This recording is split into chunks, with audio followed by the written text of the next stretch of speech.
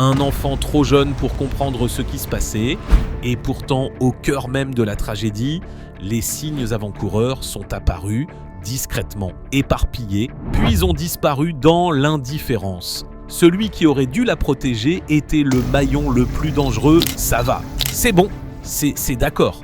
Voyons, même dans les buissons où il l'a brûlée vive, elle est morte là, n'est-ce pas? Toi et ta voiture, j'ai pris cette photo, d'accord, exactement comme il me l'a dit.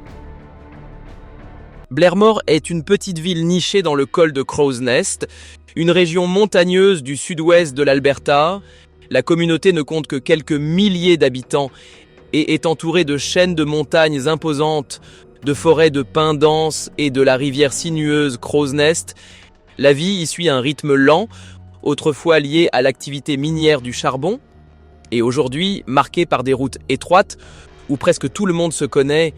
Les habitants laissent souvent leurs portes déverrouillées, les enfants jouent à l'extérieur et le sentiment de sécurité fait naturellement partie du quotidien. C'est dans ce cadre apparemment serein que Hailey Dunbar Blanchette naquit le 30 et 1 décembre 2012 à Taber, en Alberta. Elle avait des cheveux châtain clair, des yeux bruns chaleureux et un sourire d'une innocence capable de toucher n'importe quel cœur. Pour sa famille, Hailey représentait la lumière la plus vive au cœur des hivers rigoureux de l'Ouest canadien. Ses parents, Terry Blanchette et Cheyenne Dunbar, avaient connu de nombreuses difficultés dans leur mariage. Leur relation n'était pas parfaite, mais ils s'accordaient sur un point essentiel. Hailey était leur bien le plus précieux, et tous leurs efforts visaient à lui offrir une enfance sûre et heureuse. Même après leur séparation et la mise en place d'une garde partagée, Terry et Cheyenne étaient décrits par leurs proches comme des parents profondément dévoués. Chaque moment passé avec Hailey, ensemble ou séparément, était empreint d'amour. Malheureusement, ce bonheur fut de courte durée. En 2015, Cheyenne Dunbar et Terry Blanchette se séparèrent officiellement et Cheyenne s'installa à Edmonton pour entamer une nouvelle vie. Pour un autre enfant, un tel changement aurait pu être profondément déstabilisant, mais Hailey demeurait innocente et insouciante. Les deux parents convinrent d'une garde partagée selon un rythme alterné, 2 semaines chez chacun. Durant la période où Cheyenne organisait son déménagement, Hailey resta plus souvent auprès de son père, ce qui renforça encore davantage le lien entre Terry et sa fille. Ce qui ressortait surtout, c'était que, malgré leur séparation, Terry et Cheyenne se témoignaient un respect mutuel dans leur rôle de parents. Chacun reconnaissait que l'autre était un parent attentionné et bienveillant envers leur fille. Leur amour pour Hailey constituait leur plus grand point commun, dépassant toutes leurs divergences. À leurs yeux, il n'existait aucun obstacle qu'ils ne seraient prêts à surmonter pour protéger leur enfant et lui offrir une vie meilleure. Selon Cheyenne Dunbar, Hailey était une petite fille intelligente et belle, bien au-delà de tout ce qu'elle aurait pu imaginer. Elle pleurait rarement et apportait toujours rires et joie à son entourage. Pour Cheyenne, Hailey était tout simplement parfaite. Pour Terry Blanchette, Hailey n'était pas seulement sa fille, mais aussi la raison qui l'avait poussée à changer, à mûrir et à vivre de manière plus responsable. Elle l'avait transformé en un père dévoué, incarnant pour lui l'amour et l'attention. Mais tout bascula au matin du lundi 14 septembre 2015, lorsque William Blanchette, le grand-père de Hailey, entra dans la petite maison située dans la région du col de Crow's Nest, dans le sud-ouest de l'Alberta. Il fut confronté au pire des cauchemars. Son fils Terry gisait sans vie sur le sol, son corps portant de nombreuses blessures, et plus douloureuses encore, Hailey n'était pas là. William Blanchette, le grand-père de Hailey, aidait souvent à s'occuper d'elle lorsque Terry devait travailler. La veille n'avait rien d'inhabituel. Il avait passé tout l'après-midi avec Hailey. À cette période, la fillette vivait chez son père depuis plusieurs mois, tandis que sa mère, Cheyenne, préparait son déménagement à Edmonton. Le lendemain matin, William passa chez Terry alors qu'il se trouvait en ville. Voyant la voiture de son fils garée dans l'allée, il supposa que le père et la fille étaient à la maison. Il sonna à la porte, mais aucun bruit ne vint de l'intérieur. Pensant que Terry était peut-être occupé, William repartit faire le plein d'essence et en attendant, il envoya des messages et tenta d'appeler Terry à plusieurs reprises, sans obtenir de réponse. Le silence se prolongea et l'inquiétude commença à s'installer. Un mauvais pressentiment l'envahit. Incapable d'ignorer cette inquiétude, il décida de retourner une nouvelle fois à la maison pour vérifier.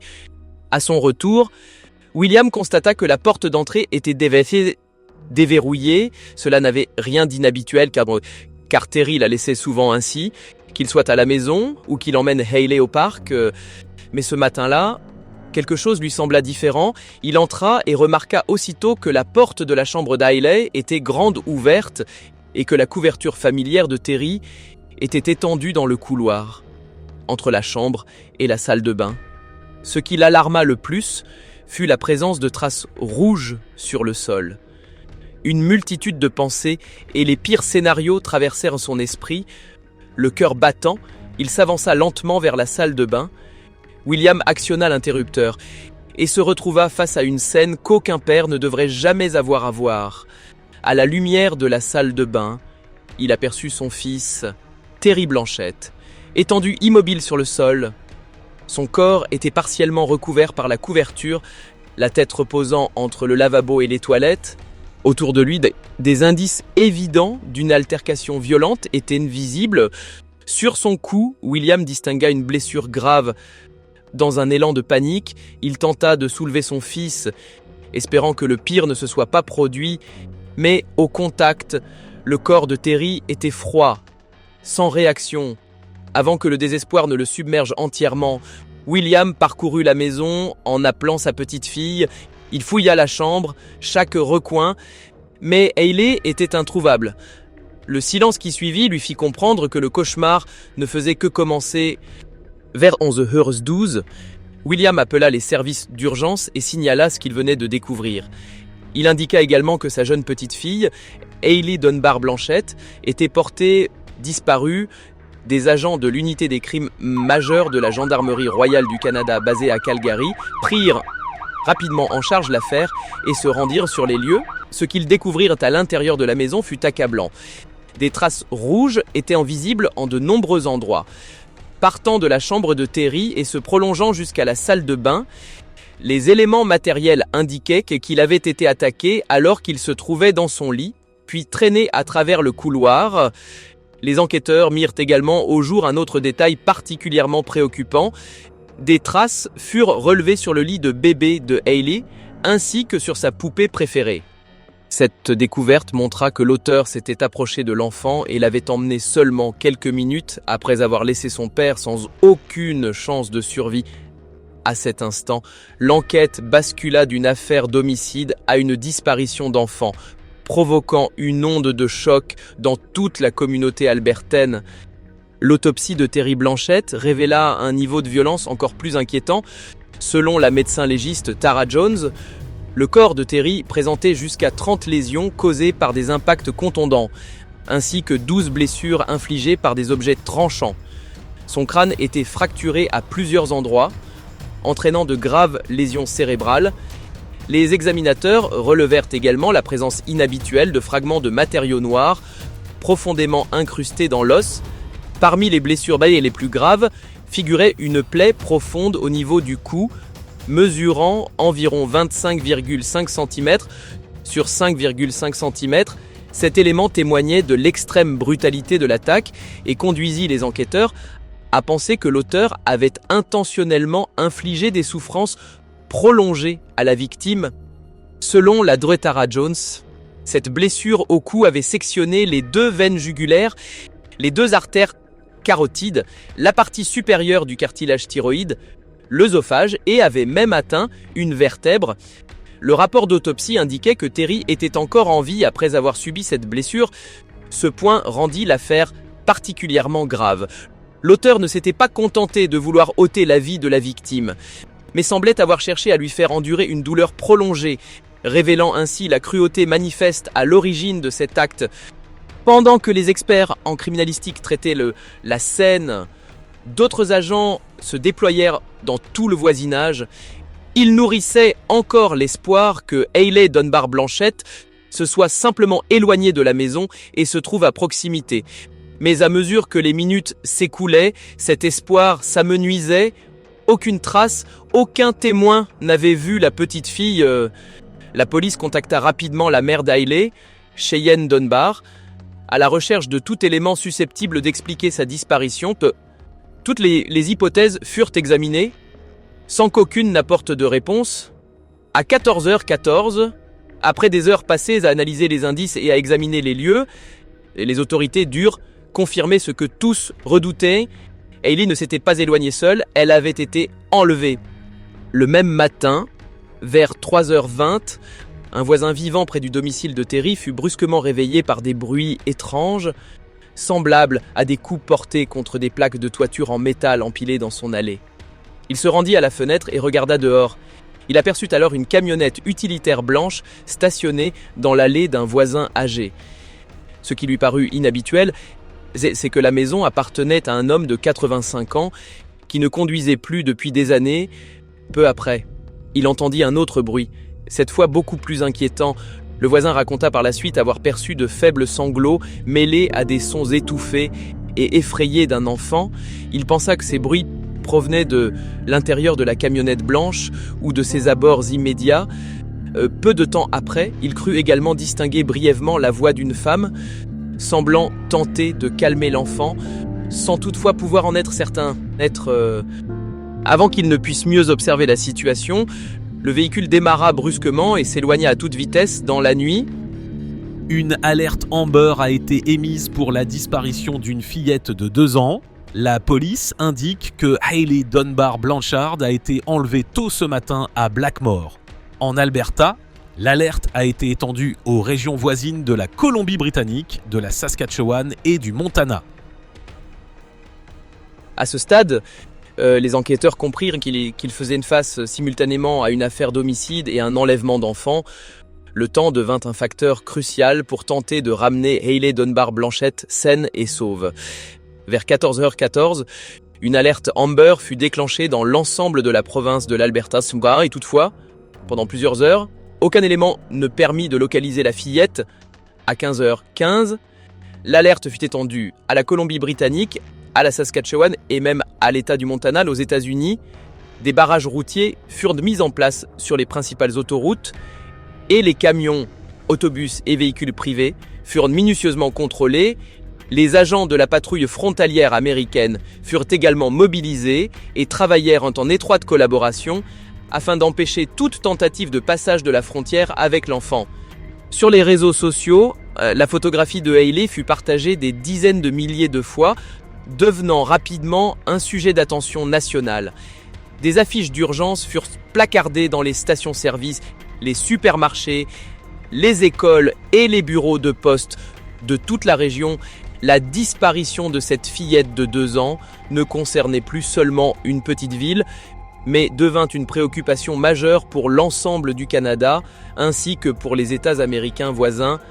À 17h30 le même jour, la Gendarmerie royale du Canada tint une conférence de presse, confirmant officiellement que la mort de Terry Blanchett faisait l'objet d'une enquête pour homicide.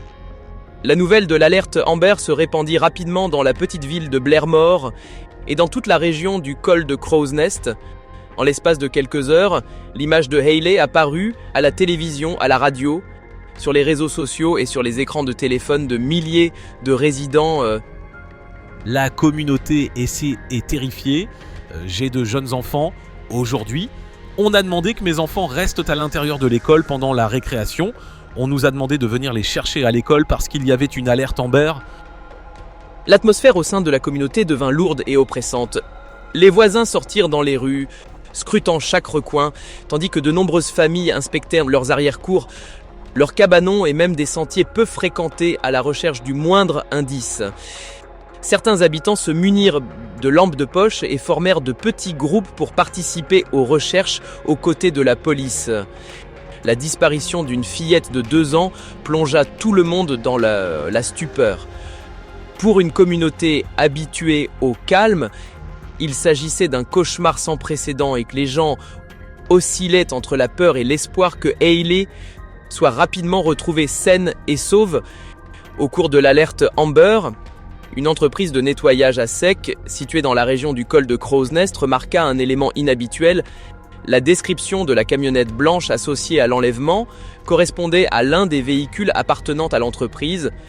Larry Zaretsky et son frère réalisèrent que l'une des camionnettes de la société avait été déplacée précisément le jour où Terry Blanchett avait été retrouvé sans vie et où Hailey Dunbar Blanchett avait disparu. Immédiatement, vers 11h15, Larry contacta la Gendarmerie royale du Canada afin de transmettre cette information. La personne qu'il désigna était de son propre fils. Le lendemain, le 15 septembre 2015, Derek Zaretsky, âgé de 22 ans, fut arrêté à Blairmore. La Gendarmerie royale du Canada annonça l'arrestation lors d'une conférence de presse tenue à 13h.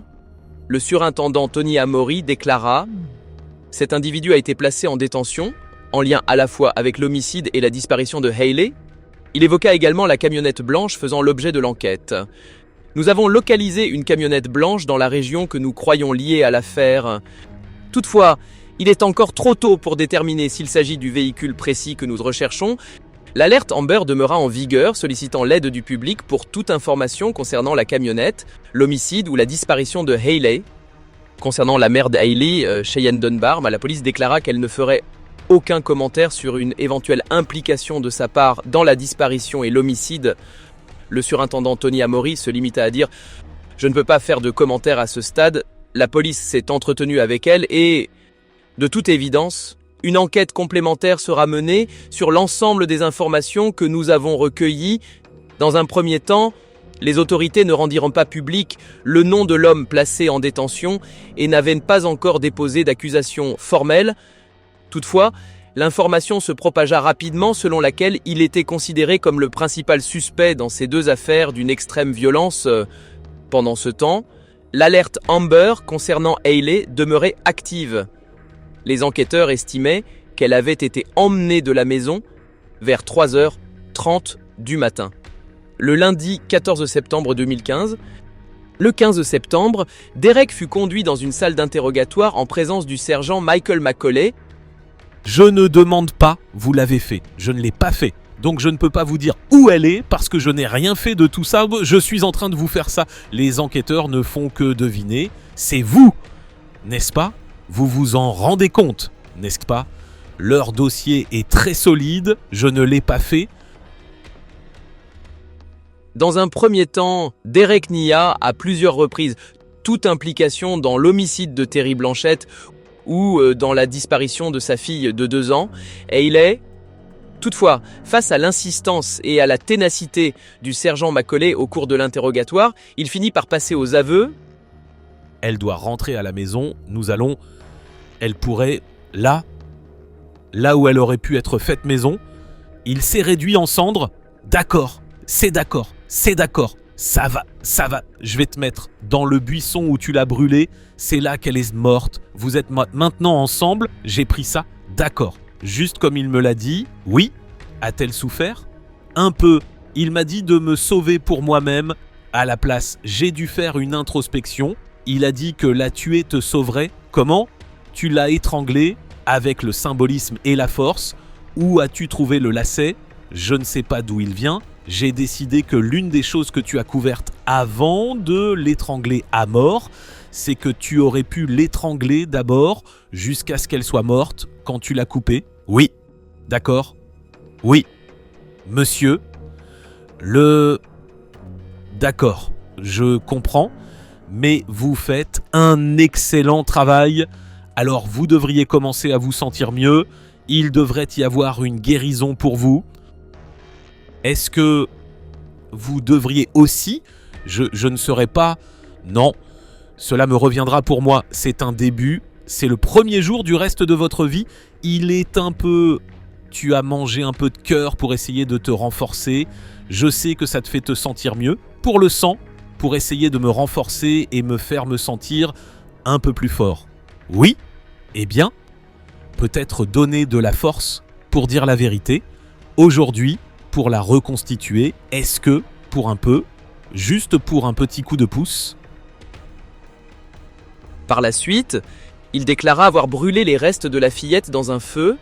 Il décrivit la manière dont il s'en était débarrassé et évoqua des actes particulièrement troublants, affirmant « J'ai mangé un petit morceau de son cœur, cela m'a rendu un peu plus fort, juste un peu, j'ai drainé tous les fluides de ses restes, J'en ai bu la majeure partie.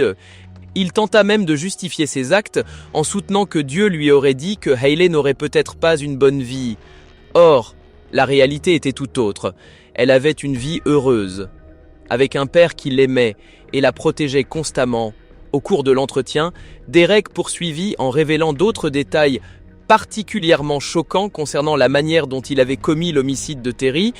Il affirma également éprouver des regrets pour la famille de Hayley. Lorsqu'on lui demanda pourquoi il avait agi ainsi, il répondit qu'il était un mauvais père. Tu sais quoi? Terry était une bonne personne. Tu sais, il est devenu un bon père. Il était un grand-père. Et qu'est-ce que cela signifie pour toi de savoir qu'il y a eu une arrestation? Jusqu'à présent, personne n'est en charge. Mais il y a eu une arrestation. Rien pour le moment. Je veux juste qu'il retrouve que le bébé. C'est notre priorité absolue. Et pour ma famille, en ce moment, la priorité est de retrouver le bébé Hayley et de la ramener saine et sauve à la maison. C'est tout ce sur quoi ma famille se concentre. Le reste, nous nous en occuperons après qu'elle soit rentrée chez elle. Auprès d'une famille aimante, des gens se soucient d'elle. Elle nous manque. Nous voulons la revoir.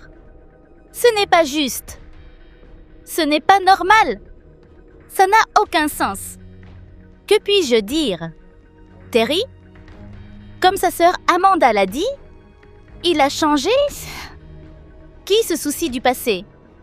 Tout le monde a un passé. Ne nous concentrons pas là-dessus. Concentrons-nous sur le fait que, ces 2 dernières années, il a changé sa vie. Il est devenu un homme meilleur. Il travaillait. Il s'occupait de sa fille. Hayley était la priorité numéro 1 dans sa vie. Il faisait tout pour la protéger. Il la nourrissait. Il l'habillait. Il lui a donné une maison. Il lui a donné tout ce qu'il pouvait lui donner. Il faisait passer cet enfant en premier, quoi que cela signifie.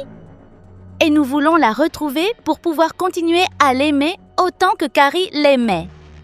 S'il vous plaît, laissez-nous la retrouver pour qu'elle puisse rentrer à la maison auprès de tout le monde, afin que nous puissions la ramener.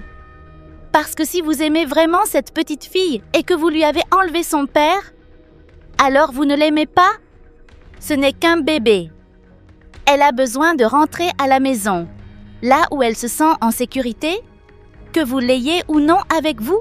Et si vous saviez quoi que ce soit à son sujet, vous l'auriez avec vous dehors. Ramenez-la. Tout le monde est inquiet et cela nous détruit. Pour tous ceux qui connaissaient réellement Terry, les propos de Derek étaient totalement infondés. Cheyenne, la mère de Hayley, a toujours affirmé qu'il était un père formidable.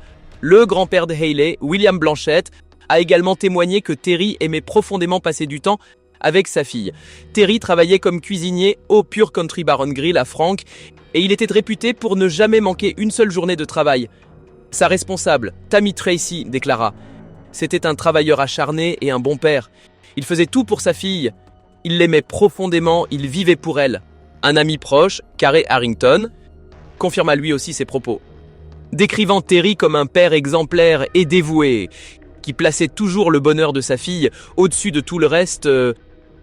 C'est avec une immense tristesse que je dois vous informer ce soir que nous avons retrouvé le corps de Hayley Dunbar Blanchette, âgée de 2 ans, dans un secteur rural près de Blairmore, en Alberta.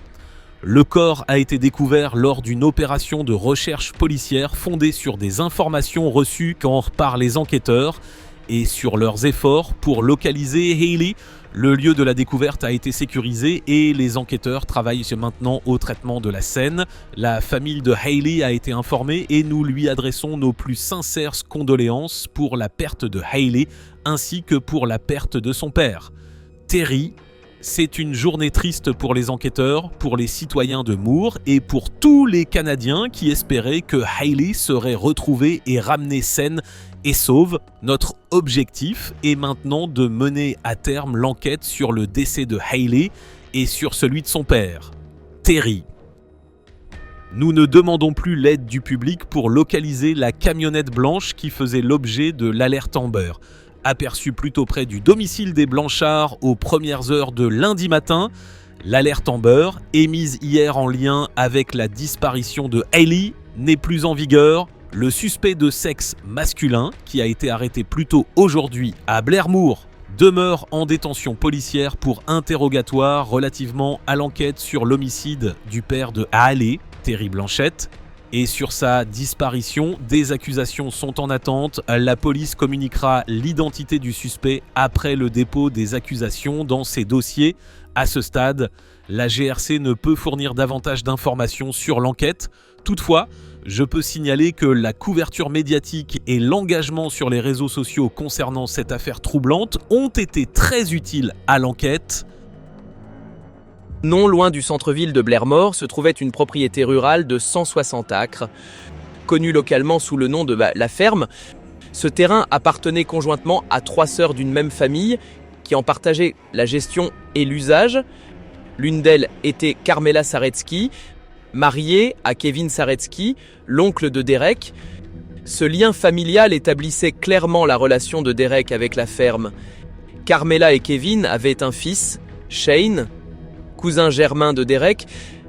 La présence de Shane sur la propriété dans les jours cruciaux précédents et suivant les événements apporta des éléments déterminants à l'enquête. Le 13 septembre, Shane se trouvait à la ferme. Avant de partir, il s'assura que le foyer extérieur était entièrement vide. Aucune cendre, aucune braise, aucun objet étranger. 2 jours plus tard, le 15 septembre, Shane retourna à la ferme. Entre-temps, il avait appris les événements tragiques survenus au domicile des Blanchett, l'alerte Amber et le bouleversement qui frappait la communauté. Il ne revint pas par curiosité, mais parce qu'il avait oublié quelques effets personnels lors de sa précédente visite. Ce déplacement, en apparence banal, devint pourtant un élément clé de l'enquête. En arrivant sur la propriété pour récupérer ses affaires, Shane remarqua soudain de la fumée s'élevant du foyer.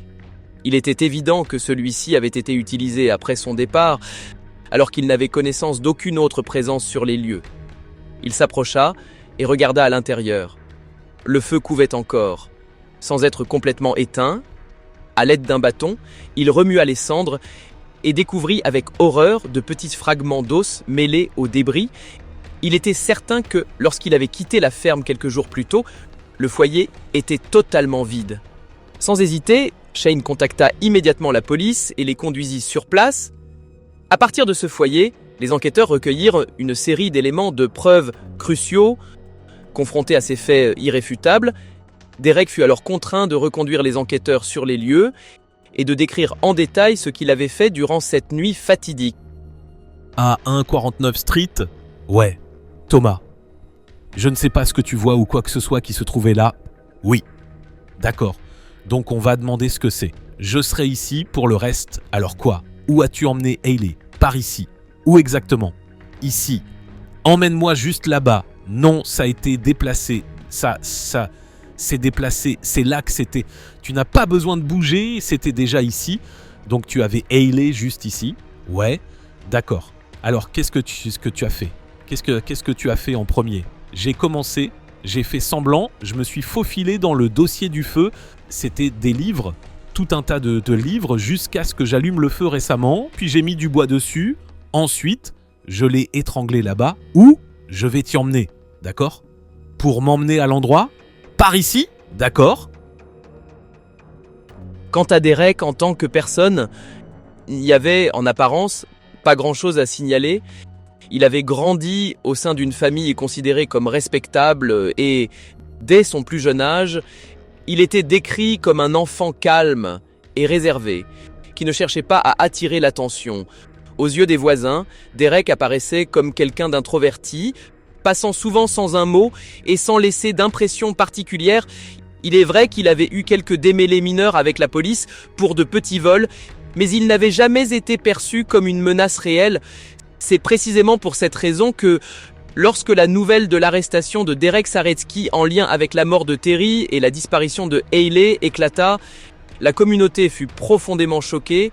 Personne ne parvenait à croire qu'un individu considéré comme respectable et discret puisse être impliqué dans l'une des affaires les plus bouleversantes de l'histoire de l'Alberta. Cela aurait pu arriver? Je ne sais pas pourquoi quelqu'un ferait ça à elle. Je ne sais pas pourquoi. Le lendemain, le 16 septembre, Derek Saretsky fut officiellement inculpé de 2 chefs de meurtre au premier degré en lien avec la mort de Hayley et celle de Terry. À ce stade, la Gendarmerie royale du Canada indiqua qu'elle estimait que Derek n'avait pas agi de manière impulsive, mais qu'il avait prémédité son acte. Sa première comparution devant le tribunal fut fixée au 23 septembre, marquant le début d'un parcours judiciaire long et particulièrement tendu. Derek, l'homme responsable de la mort de Terry et de Hayley, apparut alors non pas comme un inconnu, mais comme une personne déjà familière à l'entourage. Toutefois, la Gendarmerie royale du Canada ne fit aucun commentaire sur la nature exacte de ce lien. L'affaire prit une dimension encore plus complexe lorsque l'on apprit que Derek avait autrefois entretenu une relation amicale avec Cheyenne, la mère de Hayley. Dans un premier temps, les enquêteurs ne purent écarter totalement l'hypothèse d'une éventuelle implication de Cheyenne. Néanmoins, les éléments recueillis par la suite permirent d'établir clairement qu'elle n'avait absolument aucun lien avec les faits. Interrogé sur sa relation passée avec Derek, Cheyenne expliqua qu'ils avaient été de bons amis plusieurs années auparavant, mais que ce lien avait pris fin depuis longtemps. He has charged Derek James Saretsky, S-A-R-E-T-Z-K-Y, age 22 of Blairmore, Alberta, with first-degree murder in the homicides of Terry Blanchette and Hayley Dunbar Blanchette. Mr. Saretsky also faces 1 count of indignity to a human body in relation to Hayley's death. Mr. Saretsky has been in police custody since Tuesday when he was arrested in Blairmore as a suspect in the death of Mr. Blanchette and the abduction of Hayley. Mr. Saretsky will remain in police custody pending his first court appearance, which will be 9:30 a.m. on September 23rd in Lethbridge Provincial Court, courtroom number 001. We have determined that Mr. Saretsky was an acquaintance of Terry Blanchette's. Now that Mr. Saretsky has been charged, our first priority is to protect the integrity of the investigation to date and to ensure he receives a fair trial. For this reason, the RCMP has limited ability to discuss any of the details, but we will try to tell you what we can. As we reported last night, Hayley's body was found in a rural area near Blairmore yesterday afternoon. Information related to what we found will not be released in the interest of the investigation. Police were searching the location based on information received during the course of the missing person investigation into Hayley's disappearance. The scene has been secured and we will be released upon completion of the investigative work now underway at that location. The RCMP cannot tell you the exact location at this time other than say it was a rural area near Blairmore. We are continuing searches today in that area. With respect to the white van involved in this investigation, we did announce that it was located and determined to be the vehicle that was reportedly seen near the Blanchette home in the early morning hours of Monday. Anyone with information that might assist in this investigation, starting from that point in time, 3:30 on Monday morning, is still asked to call the tip line. The Crow's Nest RCMP detachment, which is 403-562-2866. Anyone wishing to remain anonymous can call Crime Stoppers with information at 1-800-222-8477, which is 222-TIPS. Understandably, these recent events have been traumatic for the citizens of Crow's Nest Pass. 3 violent murders within a week would rock any community and are perhaps even more challenging in a small town setting where everyone knows their neighbors. However, the citizens of the Crow's Nest Pass area have also demonstrated an amazing resiliency in the face of these crimes. They have pulled together to help the police and have made a difficult job for us that much easier. They also stand strong in support of each other and the victims' families. The resilience and strength this community has demonstrated in recent days will undoubtedly serve them in the days ahead. The RCMP is committed to working with them to restore the sense of small town personal safety and security they enjoyed before these troubling recent events. Derek, l'homme qui a ôté la vie à Terry et à Hayley, n'était pas un inconnu, mais une personne déjà familière. Toutefois, la Gendarmerie royale du Canada n'a fait aucun commentaire sur la nature exacte de ce lien. L'affaire ne s'est pas arrêtée là. Derek avait autrefois été un ami proche de Cheyenne, la mère d'Hayley, aux premières étapes de l'enquête. Les autorités ont envisagé la possibilité d'une implication de Cheyenne. Les éléments recueillis par la suite ont toutefois établi qu'elle n'avait absolument aucun lien avec les faits interrogés à ce sujet. Cheyenne a expliqué qu'elle et Derek avaient été proches plusieurs années auparavant, mais que cette relation avait pris fin depuis longtemps et qu'il n'existait plus aucun contact significatif entre eux. Elle a déclaré « Cela m'a brisé le cœur de réaliser que quelqu'un que je considérais autrefois comme un ami ait pu commettre un acte aussi horrible ». Elle a également précisé qu'elle n'avait eu aucun contact avec Derek durant les 3 années précédant la tragédie. Cheyenne a en outre affirmé qu'elle ignorait même que Derek et Terry se connaissaient. Je ne savais même pas qu'ils se connaissaient à l'audience. Cheyenne a témoigné qu'elle connaissait Derek depuis que Hayley avait environ 3 mois. Durant les 5 mois suivants, ils s'étaient vus à plusieurs reprises chaque semaine. Interrogée sur la présence de Hayley lors de ces rencontres, Cheyenne a reconnu que cela avait été le cas à quelques occasions. De son côté, Derek a livré une version totalement différente. Il a soutenu qu'après la naissance de Hayley, il avait entretenu une relation amoureuse avec Cheyenne et que c'était lui qui y avait mis fin. Lorsqu'on lui a demandé s'il s'était déjà considéré comme un beau-père pour Hayley, Derek a haussé les épaules et répondu de manière vague « Plus ou moins, je suppose. » Le 23 septembre, Derek a été transféré du centre correctionnel de Lethbridge vers un hôpital à la suite d'une tentative d'automutilation qui n'a pas abouti. Selon les rapports, il se trouvait seul dans la salle de douche au moment des faits. Les agents sont intervenus à temps et l'ont immédiatement conduit au Chinook Regional Hospital de Lethbridge pour y recevoir des soins. Le 28 octobre, le tribunal a ordonné qu'il fasse l'objet d'une évaluation psychiatrique de 30 jours afin de déterminer son aptitude à subir son procès. Le 25 novembre, la cour de Lethbridge a conclu qu'il était pleinement apte à poursuivre la procédure judiciaire.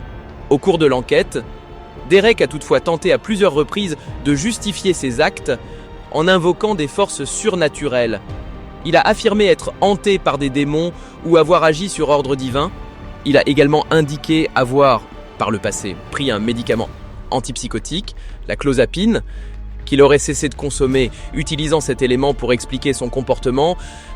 Plus tard, lors d'un entretien ultérieur, Derek a exprimé des regrets et reconnu qu'il aurait souhaité ne jamais avoir agi de la sorte. Néanmoins, l'affaire prit une nouvelle dimension lorsque les enquêteurs découvrirent l'existence d'une autre victime liée à Derek, Hannah Mekak, âgée de 69 ans, retrouvée sans vie à son domicile le matin du mercredi 9 septembre 2015. Le 15 septembre. Le sergent Brian Fitzpatrick déclara que Derek était devenu une personne d'intérêt dans l'enquête portant sur la mort de Hannah. Interrogé par le procureur sur les raisons de cette évaluation, Fitzpatrick répondit « C'est simple, les blessures relevées sur le corps de Terry Blanchette et les lésions causées par des objets tranchants présentent de nombreuses similitudes. Cette femme âgée a subi 5 traumatismes contondants à la tête, 2 blessures au cou, ainsi qu'une autre coupure superficielle. Au 24 septembre, Derek fut officiellement considéré comme suspect. À peu près à la même période, un agent remit au sergent Fitzpatrick la photographie d'une liste de notes retrouvées dans l'appartement de Derek, soulevant encore davantage de questions quant à son implication. Dans l'appartement de Derek, la police découvrit une liste inhabituelle. En haut figuraient les mots « New Meds », suivi de plusieurs éléments rayés: Hannah, Dog Sleeping Pills, Shy, Terry and the Baby. L'ensemble amena les enquêteurs à penser qu'il pouvait s'agir d'une note de planification. Interrogé sur les analyses médico-légales effectuées dans l'affaire Hannah, notamment les examens visant à détecter une éventuelle agression, Fitzpatrick indiqua que tous les résultats s'étaient révélés négatifs. Il reconnut toutefois « Je ne comprends pas pourquoi elle a été tuée. Peut-être que le mobile n'était pas simple, mais lié à quelque chose de plus dissimulé. » Les enquêteurs recueillirent également des prélèvements sous les ongles de Hannah. Les personnes qui la connaissaient la décrivirent toutes comme une femme déterminée, peu encline à céder facilement, ce qui renforça la conclusion selon laquelle elle avait tenté de se défendre avant de s'effondrer.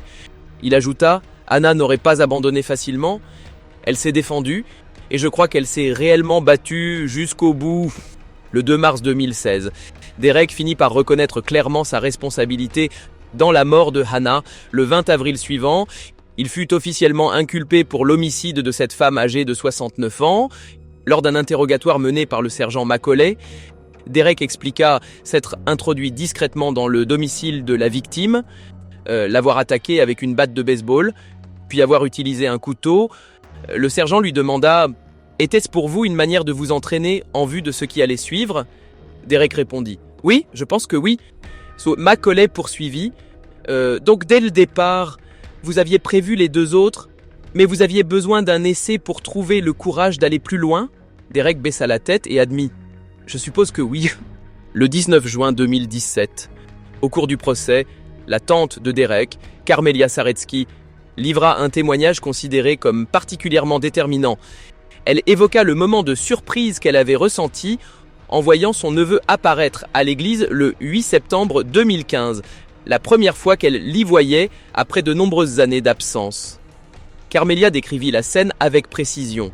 Derek était assis seul près de la rangée de bougies, penché en avant, et son visage s'illumina d'un large sourire lorsqu'il la reconnut, comme s'il était sincèrement heureux d'être remarqué. Pourtant, ce sourire s'évanouit rapidement, laissant place à un vide et à une profonde tristesse gravée dans son regard. Elle déclara qu'il paraissait extrêmement seul, les épaules légèrement tremblantes, comme déchiré par un conflit d'intérieur indescriptible. Ce témoignage devint l'un des éléments clés soumis à l'appréciation du jury, celui d'un jeune homme apparemment discret, mais porteur d'impulsions inhabituelles, révélées dans des moments en apparence ordinaires, comme au sein d'une petite église. Carmelia se souvenait également qu'après l'office religieux, elle avait invité Derek à dîner chez elle. Durant le repas, elle eut le sentiment que son neveu avait tellement changé qu'il en devenait presque méconnaissable. Il n'était plus le jeune homme calme et ordinaire qu'elle avait connu. À plusieurs reprises, il lança des propos étranges, évoquant même des affaires criminelles que personne dans la famille ne parvenait à comprendre. Inquiète, Carmelia l'encouragea doucement à se rendre à la police pour dire la vérité. Craignant qu'il ne dissimule quelque chose de grave, elle lui demanda même directement si ce qu'il avait fait pouvait l'envoyer en prison. La réponse froide de Derek fut « Non, à moins qu'il découvre que c'est moi. » Plus tard, ses paroles prirent un sens tragiquement clair. Derek faisait référence aux crimes effroyables qu'il avait commis contre 3 victimes, dont la petite Hailey et son père, Terry Blanchette. Le lendemain, Carmelia revit Derek à l'église. Cette fois, elle l'invita à prendre un café afin de discuter, puis le conduisit sur une vaste propriété rurale appartenant conjointement à sa famille et à ses 2 sœurs, située à environ 7 km de Blairmore. La famille appelait simplement ce terrain la ferme. Carmelia raconta que Derek ne tenait pas en place, se déplaçant constamment, son regard parcourant chaque recoin de la propriété. Ce qui attira particulièrement son attention fut l'intérêt marqué qu'il portait au tas de bois empilés près du foyer extérieur. Selon le rapport accepté par l'ensemble des parties, le 15 septembre, le fils de Carmelia retourna sur la propriété et constata que le foyer fumait encore. Pris d'un mauvais pressentiment, il alerta immédiatement la police. C'est précisément à cet endroit que les enquêteurs découvrirent les restes de la petite Hailey Blanchette. En raison de l'état avancé de calcination, la cause exacte de son décès ne put être déterminée, mais cette découverte mit définitivement fin au moindre espoir que Hailey soit encore en vie et ouvrit le chapitre le plus douloureux de l'enquête. Le 28 juin 2017, après plusieurs semaines d'audition de témoins et d'analyse des éléments de preuve, le jury rendit son verdict. Après un peu plus de 3 heures de délibération, il déclara à l'unanimité Derek Saretsky coupable de l'ensemble des chefs d'accusation, 3 meurtres au premier degré et un chef d'atteinte à la dignité de restes humains. Lorsque le verdict fut prononcé dans la salle d'audience, un silence pesant s'installa. Les proches de Terry et de Hailey se tinrent la main, les larmes aux yeux, partagés entre une douleur immense et le soulagement de voir enfin la vérité reconnue. Ce verdict confirmait que la justice, bien que tardive, se plaçait du côté des victimes innocentes. Le 9 août 2017, le juge William Tilleman prononça la peine maximale à l'encontre de Derek Saretsky, l'emprisonnement à perpétuité sans possibilité de libération conditionnelle avant 75 ans. Cette condamnation signifiait qu'il passerait le reste de sa vie derrière les barreaux, sans jamais réintégrer la société. 3 ans plus tard, le 24 novembre 2020, Derek déposa un recours en appel dans l'espoir de faire annuler la décision. Celui-ci fut rapidement rejeté par la Cour d'appel de l'Alberta, qui confirma à l'unanimité la sentence initiale. Pour les familles des victimes et pour la communauté, cette décision constitua une nouvelle affirmation que la justice avait été pleinement rendue et que leur perte irréparable avait été reconnue à travers une peine d'une sévérité maximale. Les communautés de Coleman, de Blairmore et de l'ensemble du col de Crow's Nest furent unies dans le deuil à la suite de la perte de la petite Hayley Dunbar Blanchette, de son père Terry Blanchette et de Hannah Meck. Le 16 septembre 2015, des centaines de résidents allumèrent au parc Rotary de Fernie, se rassemblant dans le silence pour rendre hommage à Hayley et à Terry. Les lumières vacillantes dans la nuit étaient à la fois un hommage et un message. Ils ne seraient jamais oubliés. À Blairmore, un autre service public de prière fut organisé, au cours duquel les services d'aide aux victimes confirmèrent la douloureuse nouvelle de la découverte des restes de Hayley. La cérémonie, empreinte de compassion, fut marquée par des prières qui semblaient entourer la famille, endeuillée de l'étreinte solidaire de la communauté. Le 9 octobre 2015, Terry et Hayley furent inhumés le même jour. Une cérémonie privée eut lieu le matin pour les membres de la famille, suivie d'un hommage public permettant à l'ensemble de la communauté de venir se recueillir et partager la peine collective. La matinée fut réservée aux proches, tandis que l'après-midi, une cérémonie publique se déroula à Coleman afin que la population puisse faire ses adieux. La 3e victime, Hannah Meck, âgée de 69 ans et résidant seule à Coleman, fut également profondément honorée par la communauté. Elle était connue comme une femme bienveillante, aimant les animaux et témoignant d'une grande affection envers les enfants du quartier. À la suite de la tragédie, une collecte GoFundMe fut lancée pour couvrir les frais de ses funérailles, permettant de réunir 4 510 $ canadiens. Les obsèques de Hannah furent organisées par la maison funéraire Fenton Funeral Chapel, le même établissement qui avait pris en charge celle de Terry et de la petite Hayley, liant ainsi 3 destins tragiques dans une même douleur partagée. La perte de 3 vies innocentes a laissé une blessure qui ne guérira jamais complètement pour l'ensemble de la communauté. Pourtant, au lieu de laisser l'ombre du crime l'emporter, les habitants de Coleman, de Blairmore et du col de Crow's Nest ont choisi une autre voie.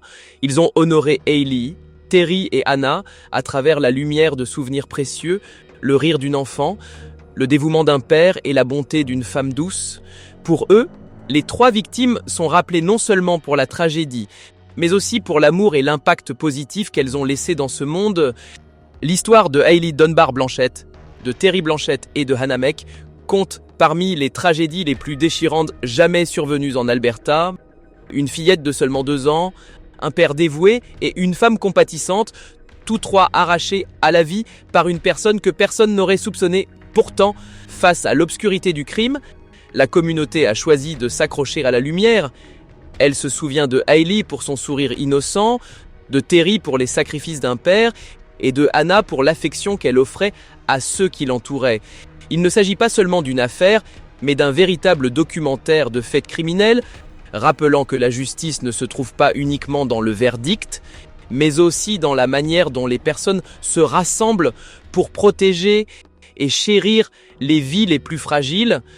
Et surtout, cette histoire laisse un message clair.